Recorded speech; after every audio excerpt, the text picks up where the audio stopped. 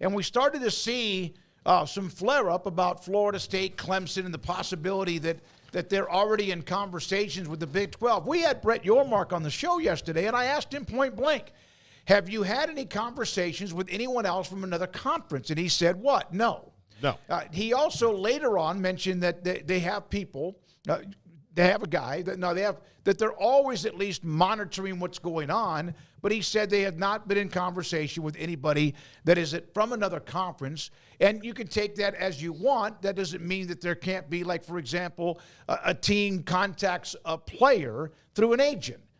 So that goes on all the time, whether you're the Big 12 or anyone else. So Yormark has plausible deniability, but it doesn't mean that necessarily somebody else in the office hasn't talked to somebody at a school and they've at least had a little convo, casually, just to, because I think we all understand at this point that type of stuff goes on. It doesn't necessarily lead anywhere or mean anything in the big picture, but I think it's safe to assume that any and every scenario is being explored through some type of at least lower-level conversation by every school in America right now who's not feeling like they're, fully established. Even those conferences that really don't care if they add anybody else, but they're also aware of the possibilities. So Ross Dellenger, who we've had on the show many, many times from Yahoo Sports, put this out. Just to clarify, my comments from a radio interview yesterday should be taken as speculation about possible realignment options and nothing more. The story was that there were at least preliminary discussions, Florida State, Clemson, and the Big 12. That was what was put out. John Kurtz did the interview, great friend of the show, does a great job covering K-State and the Big 12, but that's what then everyone started to run with. Yeah, and I watched it. John's a good friend of the show. We said goodbye to him yesterday, as a matter of fact, when we were rolling out, or he was rolling out, vice versa, and talked to him a couple times, and he does a really good job, but he did that interview, and I assume this is the one that he's talking about because that is where all the traction came from, where the talk was suddenly that, FSU and Clemson are having talks with the Big 12. And so on our way home last night, I listened, and I came away from it with the, translation pretty clear that what Ross was saying was if this and this and this and this all fall through, then, there's a chance. And basically, like what I just said a moment ago, I think every school who has even the hint that they could wobble and go anywhere at some point in time is having, some level of a conversation or a chat at some level of their department. But, I don't even know that he said that was happening for sure, or was more saying that he thought that they could be happening. But either way, I walked away from it not feeling like this was anything that was strongly happening or that was imminent by any means, because he was pretty clear in a later follow-up on a different podcast, his, as a matter of fact, with Wetzel and 40. I believe it's the College Football Inquirer. I listened to that on the way home last night as well, because I was curious after that started spreading like wildfire that FSU and Clemson are talking to the Big 12. I was curious when I saw that their podcast was updated that day of I wonder if they explored it. And plus, I was just interested to hear what they thought about Big 12 Media Days, and I think Ross was the only one that was there, actually. But Wetzel wasn't there. I don't know about Pat Ford. Yeah, I don't think he was there either. But Ross further got into it, and he basically let it be known that this was a possibility should they not get into the SEC, should they not get into the Big Ten, and even after, should they not just reform the ACC in some fashion? And that was even above the odds of them going to the Big 12. So at best, this was if scenarios A, B, C all fall through, well, then sure, then D would be the Big 12 and the possibility that they could go there. And that was the simplest way I can explain the message. And beyond that, there was all the speculation about what he said and how it should be taken. But that was pretty clear to me in listening that it was speculation. It's like crack, realignment. I just put that up in the chat room. Ryan Wiley, by the way, in my opinion, the FSU Clemson to the Big 12 is a non-story until something actually happens. Otherwise, I agree. It is speculation. Okay. I agree. And MC Gusto will get to your super chat, too. Well, I don't know if we will. Whoa! MC Gusto. I'll be giving out free... candy. Yes. behind the 365 studio if FSU and Clemson join. Oh, okay. Yeah. Well, people do have a sweet tooth, you know. And oh, by the way, I believe MC Gusto is a woman. Oh, okay. Yeah, well, Okay. Hey, whatever. All right, whatever. Yeah. Probably why the wording was the way that it was. Yeah. Yeah. So, anyway, and Y'all are just trying to walk around landmines, aren't you? I can tell. Yeah. Yeah. A lot of the many people came up to me yesterday and asked me that about FSU and going to the Big 12. And every single one of them, I said, look, FSU and Clemson are not doing this to come to this league. And if they do, the deal they're going to have to make is going to be something that puts them on par with the SEC and Big 10, which means that either everybody in the Big 12 has to get that deal, which seems unlikely because they don't currently have it, or there is unequal revenue sharing, which the original teams from the Big 12 before the new 8 joined all dealt with before, with Texas and Oklahoma, and A&M and Nebraska all had unequal revenue sharing before they left. So they dealt with that before, and they want to move forward in an equitable fashion.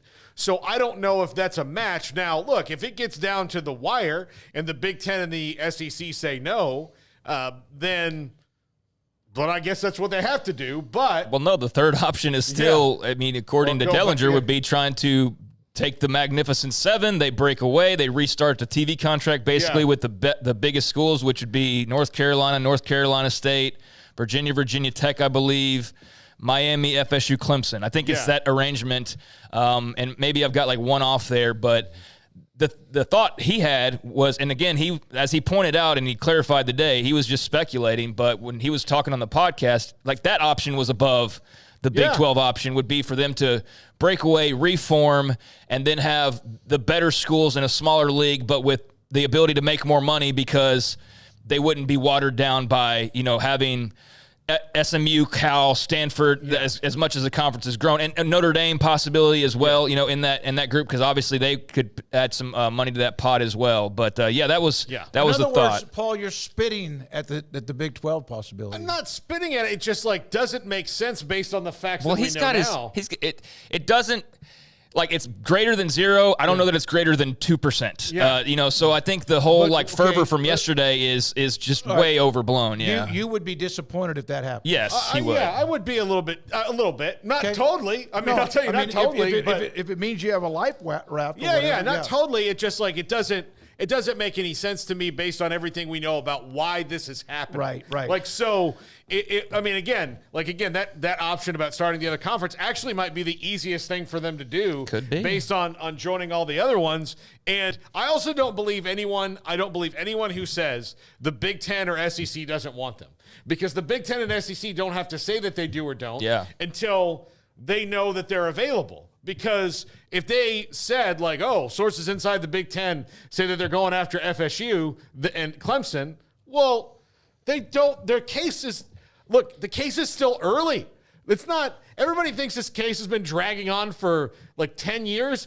It's been 8 months. No, let's put it this way. Florida State is annoying as hell. Yes, they for really, sure. They for really sure. are, ever since December. And by the way, rightfully so. And I get it. If I was an FSU fan, I would feel the same way, I'm sure. But what we don't want to do is end up running right down that road. But it was there. It was out there. John Kurtz with his podcast, Ross Dellenger, we've had on many times too, and wanted to make sure we put that up and clarified that to start the show. Yeah, and shout out to John, and he does really good stuff. But that was how I walked away, and so I was glad to see Dellenger follow up, because had he not, then we walk in the day and we're like, he said what now? And there's nothing guardrailing that, but Ross did come out to clarify that, because it did go so crazy with realignment, folks. Now, the theory of the Big 12 here, that for those who look into everything and feel like it's something that creates, another domino, how could the Big 12 possibly make this happen? Well, that's where the private equity conversation comes into play. Sure. But I have some problems with that,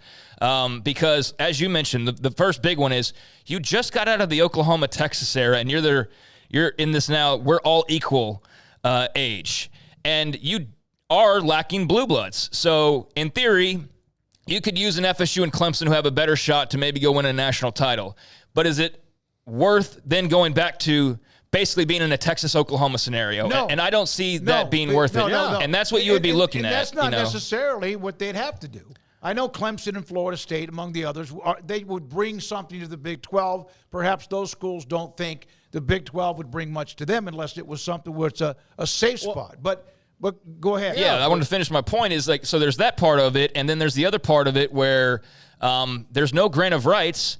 So, yeah, that's great. You go and you do private equity and you get all this money and you're able to bring them in and maybe you pay them a bunch of money up front and they're there. But they're not going to sign a grant of rights because the moment the SEC or the Big Ten want them, they're going to go there. So you're not signing them up for like a 10-year, 20-year situation. Why they're wanting to leave. Right. Yeah. So that's what I'm saying is like, so even if you got them through unequal revenue sharing and private equity and all these strings you would have to pull, you still don't guarantee that they're with you for more than like a very small amount of time. And so I just don't know that. Point being, I don't know that juice is worth the squeeze in that scenario, and so that's why I'm just not really buying that right now. But I understand where they've got to land somewhere, and I'm with you. I've said this all along. I don't believe for a second the SEC or Big Ten are not interested when I see those. I don't care who it's from. I don't care if it's from the commissioner himself. I don't care if it's from whoever you want to name. I don't believe that for a second because if this world we're walking into is all about juicy matchups, you're telling me you're going to turn down having Florida State or Clemson playing Georgia and Texas and Oklahoma because you've already got the Carolinas? Like, I just, I don't believe that. No. And look, on the chat room, Pluto2363 says that FSU doesn't have a chance because they don't have the academic chops. They're not an AAU That's school. the Big Ten combo, yeah. That's the Big Ten combo. I'll tell you right now, I don't think that has anything to do with it once we get to the next phase. Probably I don't think not. it does. Because if it did, why is Stanford where they are? Yeah. Like, why is Stanford, who is the best academic school in the country and is also the one with the largest endowment. So if those two things don't matter, why is Stanford out in the cold? It sort of sounds like college football playoff where to fit a narrative. It's like game control this week and then this. So, like the money matters. Oh, no, wait, it's the matchups. No, wait, it's the TV print. No, and so, I feel what you're saying there, and I'm on board that I think that there's a spot for those two. And, I won't change my mind on that until, proven otherwise, because I don't know how you turn down the matchups when we're entering the matchup era, and that's become quite clear. The Big 12 would not turn down the opportunity to add some of those names from the ACC if that became available. Those schools would probably wait until they had nowhere else to go for that as an option. And again, that's not spitting or looking down at the Big 12. And I agree that if any of them do become available, the SEC and the Big 10, no matter what is said, reported, whatever, would be more than interested. Speaking of the SEC, Georgia.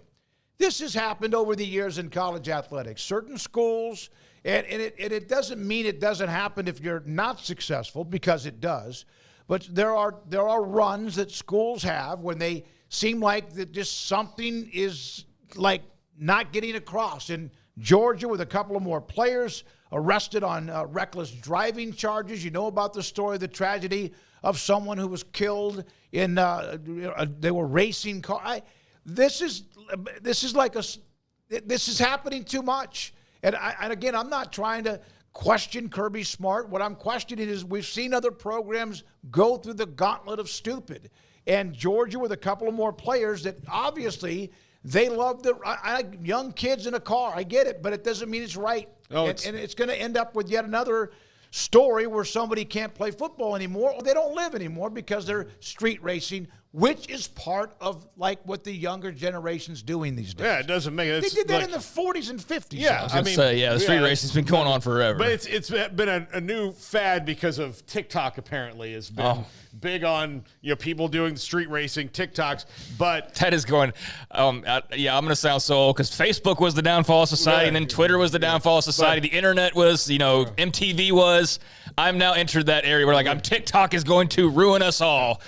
And I kind of believe that, yeah. But I think I will criticize Kirby Smart here. Whatever you've done to stop this issue at your program specifically, like this isn't like Kirby Smart can get it and be like, oh, there's a bunch of street racers. Like Rashee Rice, he didn't go here. Yep. That happened in Dallas. Like he plays for the Chiefs and went to SMU. No, Kirby, you have a huge problem with this that led to a tragedy, and you couldn't really discipline one of those guys because he was the second pick or third pick in the NFL draft, and Jordan Davis, wherever he was, up there in the top 10, to the Eagles. So you didn't really get to discipline him because he was all the way out the door. You guys had just won the national championship, so you tried to do the, in-house thing. But whatever you're doing is not working. You have a problem with your team that street racing is popular among your little clique of guys. So what you need to do is send a big message. And because there'll be more of this. What he's doing is not working. No. It's got to be a big message, either a massive suspension. I'm talking massive. 8 games, something like that, or gone. For street racing? Yeah, because here's the thing. If Smail Munden and the other guy who got it, and Munden's a really good linebacker. He's going to be one of their better defensive players. If they kick him off the team for street racing, which is a felony, by the way, when you get caught. So if they kick him off the team for that, that sends the message. They're not going to do that, though. But they're not. No, they're not going to do that. No, they're not. But I don't think they are. But that sends the message. Or if you're going to make sure 4 games to me after what's happened at Georgia, even though maybe these guys weren't street racing, but a bunch of other guys at Georgia were street racing, and a bunch of other guys have had problems. If he's either not addressed that properly or they don't get it. So you're going to tell me that they should suspend a guy for street racing. I understand that there seems to be an issue, and Ollie Gordon won't serve 1 game. Yeah, I mean, look, I don't know how many DUIs are happening with the Oklahoma State football program. I'm just telling you that this individual program clearly has a problem and needs to do something about it. Yeah, see, I understand where you're coming from with that, but I also don't think Mike Gundy is the standard when it comes to necessarily after his comments being the voice of, drinking and driving punishments and all of that. I think he took himself out of that running the last couple of days. So there will be those Georgia fans that are like, we're talking about the dogs and everybody's obsessed with us. And it's like, dude, if this happened once or twice, I don't think anybody would blink an eye. But there is a person who lost their life at one point, and there's been like 10 incidents in the last year, or the last year and a half, 2 years. And they vary in degrees of severity. Some of it's just really fast driving.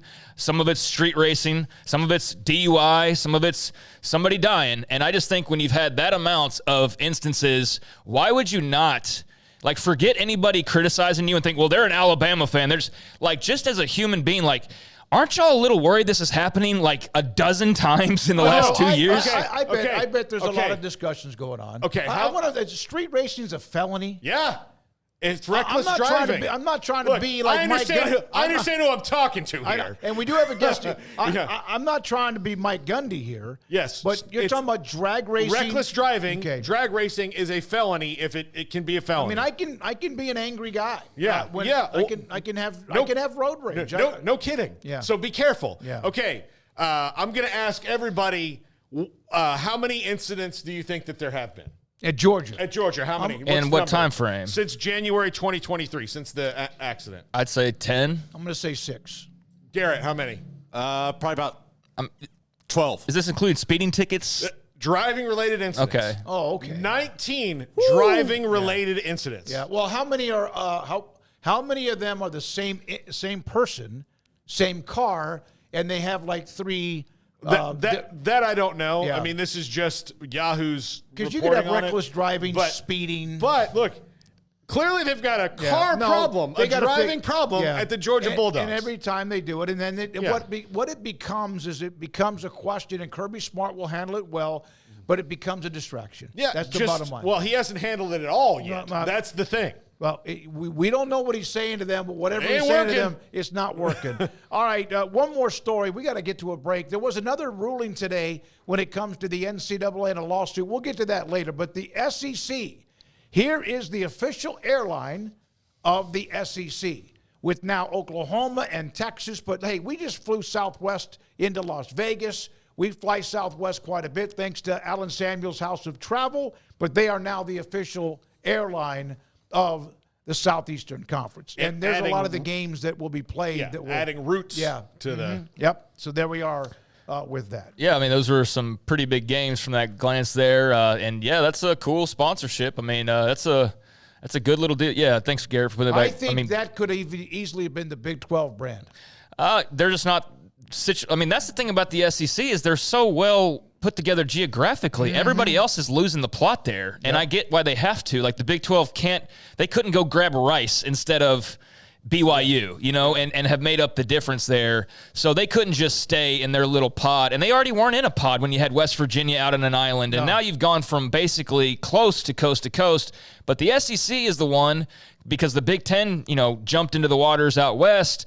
They're the ones that are basically all situated in the same bottom right corner of the continental U.S. So, yeah, I think that makes a ton of sense for them. I think that's one of their big pluses is that it's put together. They still are the ones able to maintain that regionality, which is what people are crying for when it comes to realignment talk is they want to go back to the Pac-12 now, right? And they want to go back to the Southwest Conference and things like that, but we're heading in different directions. And that's the thing about the Clemson FSU thing of like, well, they don't want them. They've already got South Carolina. They don't need Clemson. Because, yeah, Lord knows South Carolina, okay, if we're talking women's basketball, they've been better. I'm sure there's some other sports, but why would you not want to just further build that imprint of having Florida and Florida State and South Carolina and Clemson because you maintain the regionality, you also add two killer rivalries, and then you create a bunch of other possible big matchups. If it was about states that they had and didn't have, Texas wouldn't be in the league. And you could kick out Mississippi State and Auburn. Right. Craig, you want to finish what you were saying? I just think that that's right, something that is, kind of talked about with the whole, like, well, we wouldn't want them because of this. And, yeah, you're right. I mean, Texas is an exception because I think they're such a monster brand that you'd add them no matter – I mean, if it was the Alaska League, you'd add Texas to it. But, yeah, you wouldn't have two in Mississippi and two in Alabama. And, but you don't want to do that and two in Texas. But you don't want to do that – two in Tennessee. You got Vandy in Tennessee. So there's precedent there. Well, you're out, nerds. Yeah. We can only have one per state. I always thought when I first saw the story about the All-State Big 12, whatever they end up calling it, and Brett Yormark said yesterday that doesn't mean All-State won't end up with it, but they are looking at the different options, that Southwest Airlines would have been a perfect name to name the Big 12. Well, now it's the Southwest Eastern Conference? Is that what they're going to do? They're going to change the SWEC? Yeah, well, since part of the Southwest Conference is in the SEC with Arkansas, A&M, and Texas, it does have a little bit of ring to it. All right.